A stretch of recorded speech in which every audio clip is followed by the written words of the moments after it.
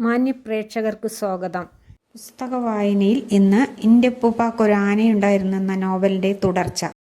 പിറ്റേ ദിവസം കുഞ്ഞു പാത്തുമ്മ ഐഷയോട് ചോദിച്ചു. ഐഷ ചിരിച്ചു. അറിവില്ലായ്മയുടെ ഒരു പോക്ക്.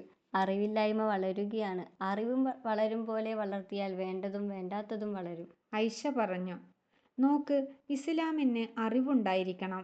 അറിവില്ലാത്തവർ ഹമുക്കീങ്ങളാണ്. ഇസ്ലാം ഹമുക്കാണോ? ഇസ്ലാം മണ്ടക്കഴുതയാണോ? അല്ലെന്ന് കുഞ്ഞുപാത്തുമ്മയ്ക്ക് നന്നായി അറിയാം. എങ്കിലും അവൾ ചോദിച്ചു. കാഫ്രീങ്ങളോട് മാറ് കാണിക്കണ്ടേ? കാഫ്രീങ്ങളോട് എതിരു കാണിക്കണം. നേരാണ്, ഐഷ പറഞ്ഞു. കാഫിർ കാലുകൾ കൊണ്ട് നടക്കുമ്പോൾ ഇസ്ലാം തല കൊണ്ട് നടക്കണം. കാഫിർ കുളിക്കുകയും പല്ലു തേക്കുകയും ചെയ്യുന്നത് കൊണ്ട് ഇസ്ലാം കുളിക്കരുത്, പല്ലു തേക്കരുത്. കാഫിർ വായ് കൊണ്ട് തിന്നുന്നത് കൊണ്ട് ഇസ്ലാം. ചുമ്മാ ഇരി തുട്ടാപ്പി, കുഞ്ഞു പാത്തുമ്മ പരിഭവത്തോടെ പറഞ്ഞു. ഇന്ന എന്തിനാ കളിപ്പിച്ചണത്? ബുദ്ധൂസേ, കള്ള ബുദ്ധൂസേ, അള്ളാഹു മുഹമ്മദ് നബിയും കൽപ്പിച്ചിട്ടുള്ളതിൽ ഈ മാറുകാണിക്കൽ യാതൊന്നുമില്ല. കുഞ്ഞു പാത്തുമ്മ ചോദിച്ചു. ആദ്യമൊന്നും അള്ളാഹു പടച്ചതാരെയാണ്? അറിഞ്ഞുകൂടാ, ഐഷ പറഞ്ഞു. മനുഷ്യരിലാണെങ്കിൽ ആദം നബിയെയും ഹവ്വാ ബീബിയെയും. മുഹമ്മദ് നബി അല്ലേ? ഇതാരു പറഞ്ഞു? ഖുർആനിൽ പറയുന്നത് ആദം നബിയെ ആണെന്നാണ്.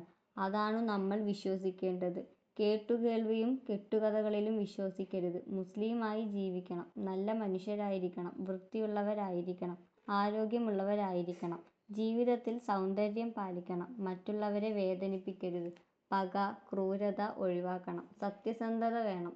പ്രപഞ്ച സൃഷ്ടാവായ അള്ളാഹുവിൽ വിശ്വാസം വേണം.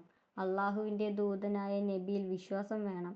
മനുഷ്യർക്ക് ആത്മാവുണ്ടെന്നും മരണാനന്തര ജീവിതമുണ്ടെന്നും ദൈവദൂതന്മാരുണ്ടെന്നും ഇങ്ങനെ കുറേ കാര്യങ്ങളുണ്ട്. തിന്മയോടാണ് മാറുകാണിക്കേണ്ടത്.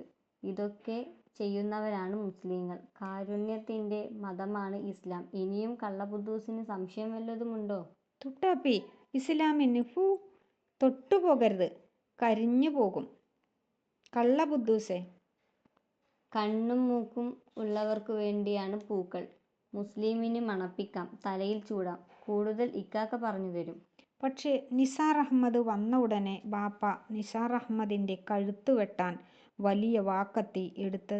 അതിന് ഉമ്മയായിരുന്നു കാരണം. നിസാർ അഹമ്മദ് ഒരു വലിയ വനവുമായിട്ടാണ് വന്നത്. അത് എവിടെ നിന്ന് എങ്ങനെ കൊണ്ടുവന്നു എന്ന് കുഞ്ഞു പാത്തുമ്മയ്ക്ക് അറിഞ്ഞുകൂടാ. അധികവും പഴങ്ങളുണ്ടാകുന്ന ചെറു വൃക്ഷങ്ങളായിരുന്നു. പിന്നെ ധാരാളം തെങ്ങും തൈകൾ. ചുമ്മാ കിടന്ന ആ വെളിപ്പറമ്പ് ഒരൊറ്റ ദിവസം കൊണ്ട് ഒരു വനമായി മാറി. വൃക്ഷങ്ങളെല്ലാം വരിയൊപ്പിച്ച് ഒരേ അകലത്തിൽ. അന്നവിടെ ഒരു ബഹളമായിരുന്നു. നിസാർ അഹമ്മദ്, അയാളുടെ ബാപ്പ, പിന്നെ ഐഷ, ഇത്രയും പേർ ഒരുമിച്ചു ആ വെയിലത്ത് വേല ചെയ്യുന്നത് കണ്ടപ്പോൾ കുഞ്ഞു പാത്തുമ്മയ്ക്ക് അത്ഭുതം തോന്നി. ല്ലേ കണ്ടോ ഉമ്മ?